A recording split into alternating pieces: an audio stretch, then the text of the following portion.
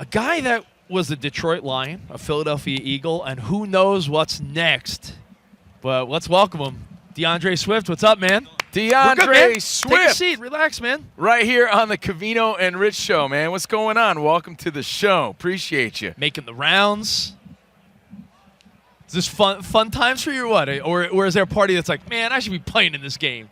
A little bit of both. A little bit of both. A little bittersweet. Is there a party that's like, man, I see where like Brock Purdy's on the poster. Are you thinking like, I want to be on that poster? Yeah, one day. Hopefully soon. Hopefully soon. Yeah, that's the goal, right, man? Now, where is that going to be, though? I'm seeing rumors. Like, you Google you, and the first thing that comes up is, are the Giants trying to poach DeAndre Swift? Is he going to go back to the Eagles, somewhere else? When you think about what's next, or if you're staying put, what plays a role? Location, family? Do you get input from people, or is it all a decision solely based on what you want? This is my first time in this position, so I think as of now, it's been kind of just me and my thoughts. I'm just waiting. Waiting, time tell everything. I don't know anything as of yet, but know something soon, I'm guessing. So a little bit of all those things play a Yeah, factor, to definitely, be honest, definitely. right? I mean, you're when you're a hot commodity in free agency, those things only arise a few times in a guy's career. Right. So you got to be taking this in. It's like sort of like you're the hot chick and everyone wants a piece. He's like, sort of, yeah. Yeah, he's like, yeah, that's what it feels like to be like a hot chick in the club. Everyone wants it. Everyone's like, oh, what are you doing? So your first time in this position, but you have switched teams before, Yeah, right? yeah. You were via trade. Hey, how was it seeing the Lions' success this year for you? They had a great year. Real close with some of the players over there still. So I'm glad to see them guys succeed and had the year that they had. And do you keep in contact throughout the year? Congratulate them, the friends and former teammates. For sure, Yeah, for that's sure, just most how it is, definitely. right? Yeah, we keep contact, checking on each other throughout the season. Most Now, definitely. I was just jokingly thinking on your way here, right? I was like, oh, well, where's he coming? Where's it taking him so long, right? I was like, it takes a few people to bring you down in the NFL. How many regular people you think it would take to bring you down? Yeah. If you were running right down here, how many regular people would it take to bring you down? Regular dudes. I'm gonna get to where I got to go. I don't think nobody. No one's stopping I you. would say it would take 8 dudes, I think, to bring him down. What do you think? A couple. Yeah. Now you've had a couple years in the NFL now, and I saw you were quoted as saying that you're quote just getting started. Do you feel like after a few years in the league, you sort of get a vibe for how things are, how you are? Listen, you're a young man. Like do you feel like right now is when, wow, I'm starting to really figure this out? 100%. Especially with the year that I had, with the opportunities that presented itself. Like I said, I feel like I'm just getting started. That's really, truly how I feel. Now, Oh yeah, you're still a young guy in the game, a young guy in life. So yeah, so much ahead of you. But when you look at this past season, you guys started so strong. Was there a turning point looking back now that the season's over? Is there a point you could say where something did change, and maybe is there a reason why things weren't the same the second half? It's kind of hard for me to pinpoint one or two exact things that kind of went wrong.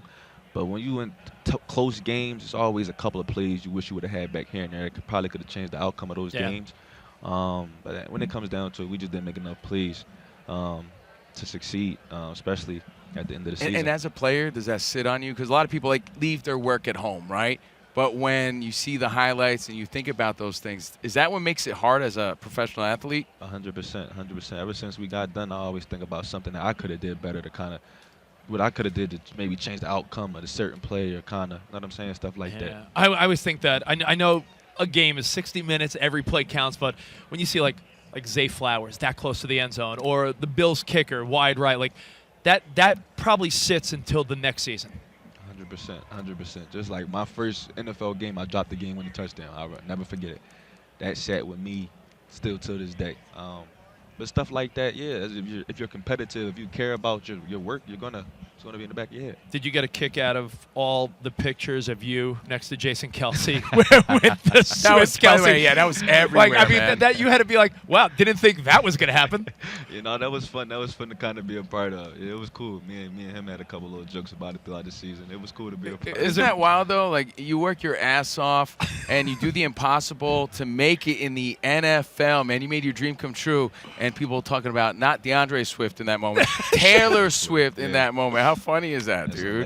hilarious. 'Cause she's the biggest superstar there is out there. Isn't that wild, man? Yeah. Hilarious. Is it, being that you know Jason Kelce well, is it wild to see how he's being thrown into the spotlight? Like everyone thinks he's like the greatest guy now, and he seems like a great guy. Great guy. He's the king of Philly, I would say.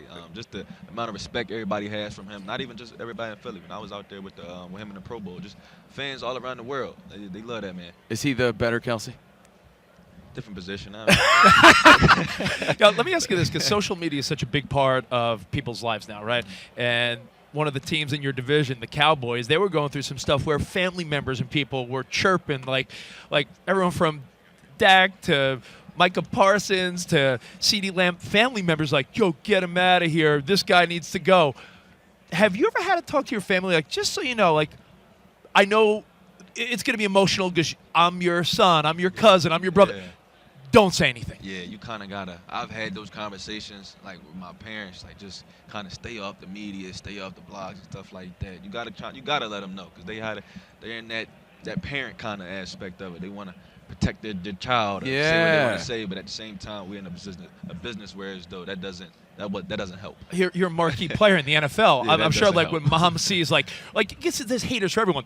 DeAndre Swift stinks. Your mom probably wants to be like, that's my son. Oh, Everybody's yeah. gonna have an opinion, but mom, you don't gotta give yours on the internet. Just chill. Hey, It's you know all what? right. Tell us about that relationship because, you know, your parents are there from your coming when you were a little kid, right? They've watched your whole career, your family, your friends.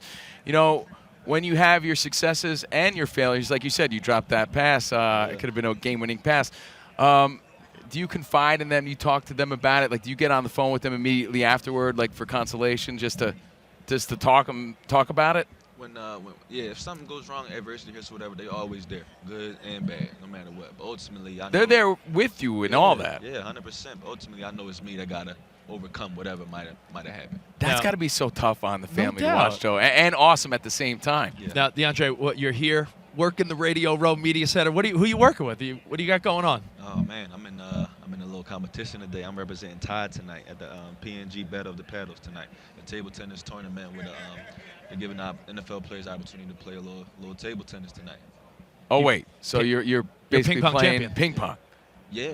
Are you any good You or whoop what? everyone's ass? Are or you what? just competitive in everything you do? Is that what it is? The same way. Same approach. same Like, is it going to bother you if someone beats you today? I will be super mad. Yeah, and then he's gonna be on the phone with his family, like, oh man. Isn't it funny when you talk about, like, ping pong table tennis? It's funny because you can really tell who had a table at their house as a kid.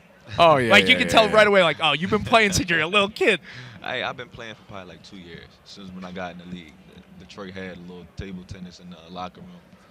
I love the game. No, it's so competitive. It's so much fun. So again, it's DeAndre Swift with Tide.